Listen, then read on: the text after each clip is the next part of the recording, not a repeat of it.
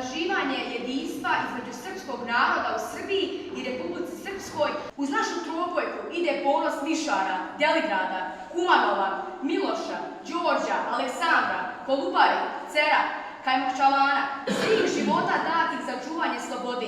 Državni je praznik koji se 15. septembra praznuje u Republici Srbiji i Republici Srpskoj. Praznik je simbolično ustanovljen da se proslavlja na dan kada se obilježava proboj Solunskog fronta. Praznujemo mir i slobodu i kličemo našem srpskom narodu. Zastava naša trobojka mila, uvijek ponosna i uspravna živla. Kada počne januar, broji 9 dana, čekam dan Republike, to je naša slava. Republika Srpska i Srbija. Njome se ponosi i stare vlada. Naš prestari pričao stalno da se radonom.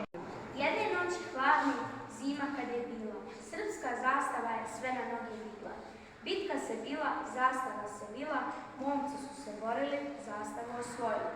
Kogod trobojku nosi, on se ponosi. To je zemlja dugačke i opširne istorije i bogate tradicije. Radosti i sreće u njoj raste najljepša cvijeće.